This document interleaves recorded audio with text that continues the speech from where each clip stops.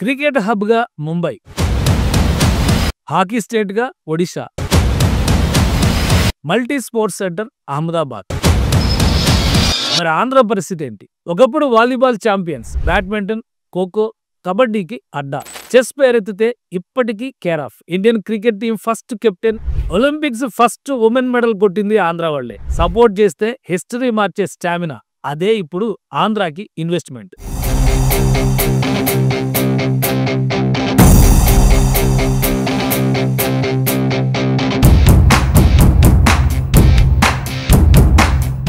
Amaravati sports city Andhra Pradesh ని క్రీడా సామ్రాజ్యంగా మలిచే golden plan. దేశంలో స్పోర్ట్స్ సిటీ లేని లోటుని ఆంధ్రప్రదేశ్ ప్రభుత్వం క్యాష్ చేసుకునేందుకు ప్రణాళికల్ని సిద్ధం చేస్తోంది. ఫ్యూచర్ అమరావతి బేస్ లైన్ తో రాజధానిగా, దేశంలోనే అత్యంత ఆధునిక స్పోర్ట్స్ హబ్ గా రూపాంతరం చెందాలని ఏపీ సర్కార్ భావిస్తోంది. రాజధాని నిర్మాణంలోని నవ నగరాల ప్రతిపాదనల్లో స్పోర్ట్స్ సిటీ కూడా ఒకటి. 4150 ఎకరాల్లో క్రీడా నగరానికి భూములు కేటాయించింది. కృష్ణానదికి ఆవలపక్క నైరుతి మండలంలోని ఈ ప్రాంతంలో కొన్ని అకాడమీల ఏర్పాటుకి కూడా ప్రణాళికలు వేశారు. కానీ 2019 తర్వాత అంతా తలకిందులైంది.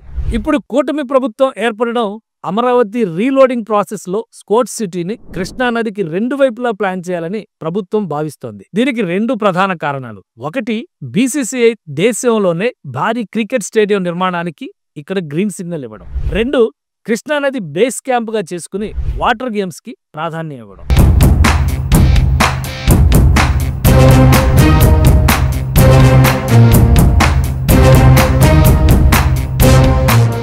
ఇప్పటికే ఎన్టీఆర్ జిల్లా పరిధిలోని మూలపాడు పరిసరాల్లోని భూముల్ని మున్సిపల్ మినిస్టర్ నారాయణ అనే టీం విజిట్ చేసింది. మూలపాడులో 2 క్రికెట్ స్టేడియాల్ని ఆంధ్ర క్రికెట్ అసోసియేషన్ డెవలప్ చేసింది. అక్కడే క్రికెట్ అకాడమీ ఏర్పాటు చేసేందుకు బీసీసీఐ అంగీకరించింది.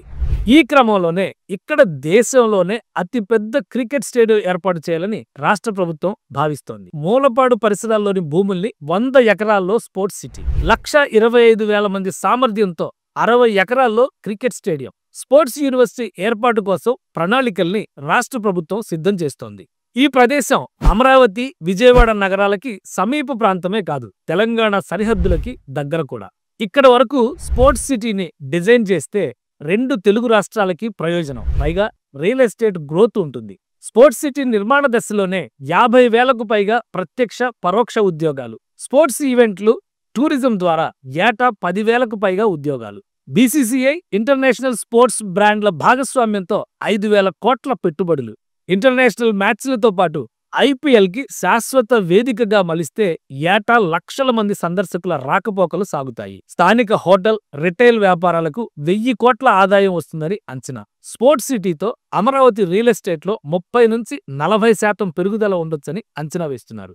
ఫ్యూచర్లో అమరావతి క్రీడా నగరం ఒలింపిక్ స్థాయి ఈవెంట్లకి అనుగుణంగా డిజైన్ చేస్తున్నారు. ఇది ఏపీని స్పోర్ట్స్ ట్రేడ్ హబ్ గా నిలబెడుతుంది.